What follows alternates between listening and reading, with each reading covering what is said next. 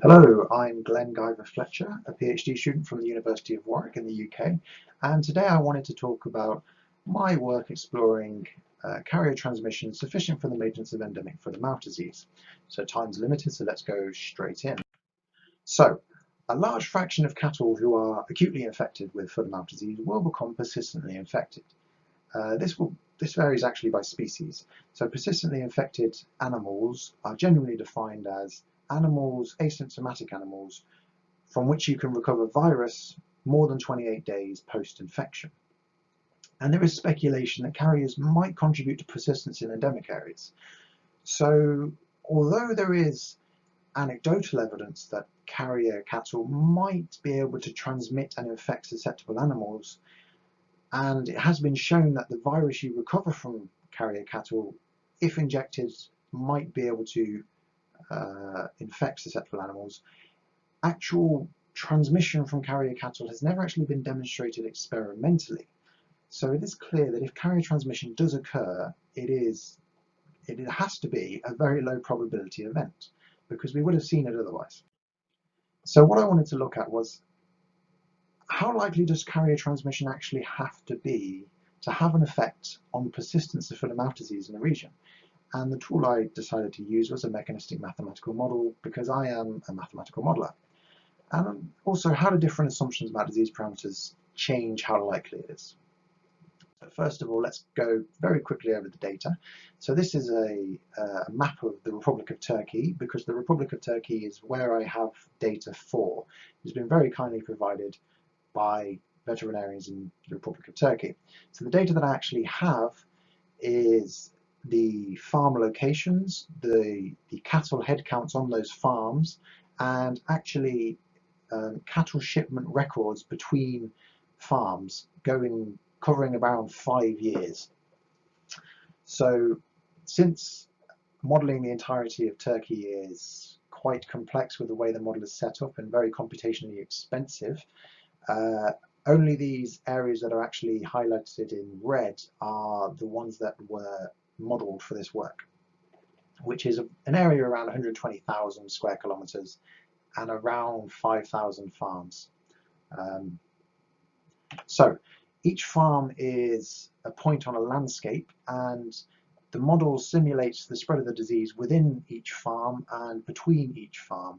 So between each farm is by either local transmission, which is sort of a catch-all term for airborne transmission or fomite transmission, and also actual replaying of the cattle shipment records that we have.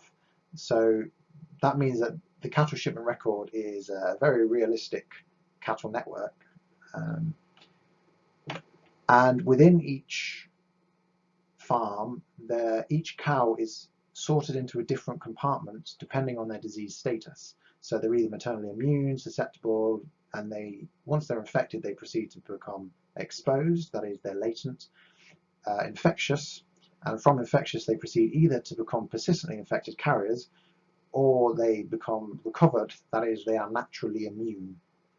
And over time, these immune cattle will eventually become susceptible again. So how does the likelihood of persistence actually change with the following parameters? So I was looking at the population of farms, whether or not simulating shipments between farms made it more likely for persistence to occur, the duration of immunity, carrier phase, and how infectious carrier animals actually are. So for each set of parameters, I simulated 5 years, 100 times, and then I converted into a percentage the number of simulations where disease did persist in the general population at the end of the 5 years. So first of all,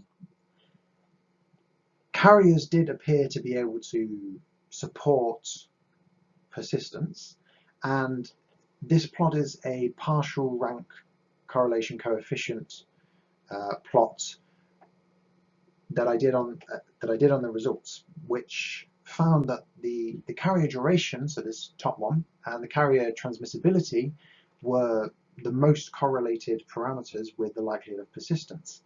So increasing the duration of the carrier states, as you might expect, makes it more likely that there will be persistence, because carriers have more opportunity to then infect susceptible animals.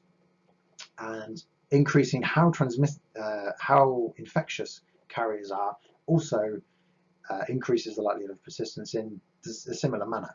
And as you might expect, the duration of immunity is a negative correlation, because a longer duration of immunity makes it less likely for persistence to occur, because it makes it more likely that the infection will die out.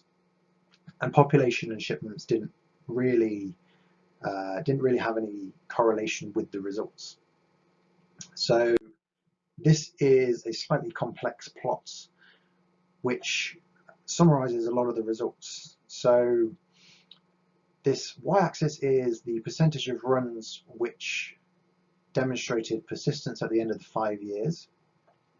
The x-axis is carrier transmission. Each quarter is, so this top quarter is a carrier duration. So in this top quarter, the duration of the carrier state was 180 days. In the second one, it's 540 days, 900, etc. And each line type is a different duration of the the recovered compartment on average.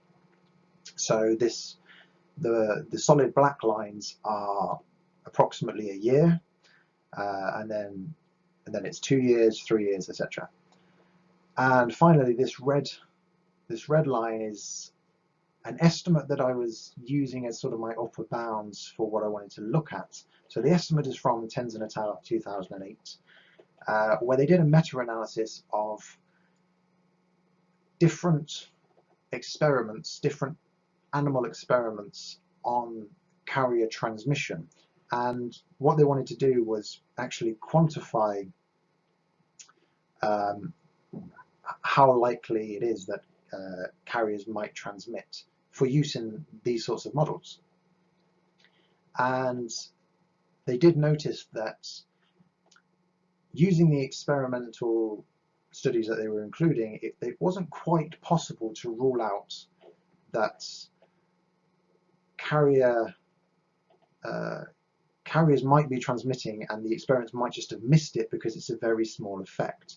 And so I will note that everything to the left of these red lines is even more likely to have been missed, because the smaller the effect, the more experiments you need, and the more animals you need to look at, or for longer, to actually see it.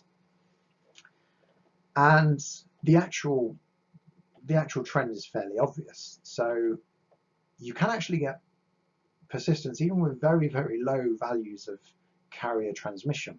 And obviously, as you increase carrier transmission, you get an increase in the likelihood of persistence. And within a certain assumed duration of the carrier state, a higher immune duration does make it less likely for persistence to occur, which is fairly obvious.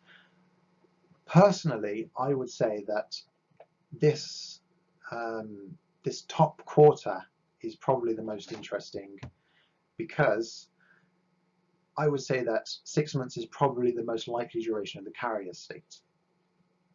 Anyway, in conclusion, it is theoretically possible for even very low carrier transmission rates to contribute to the persistence of foot-and-mouth disease, and low rates of transmission are much less likely to have been observed in experiments. And the most important factors for carriers contributing to persistence are the duration of the carrier state, carrier infectiousness, and the duration of immunity. Thank you for listening. Goodbye.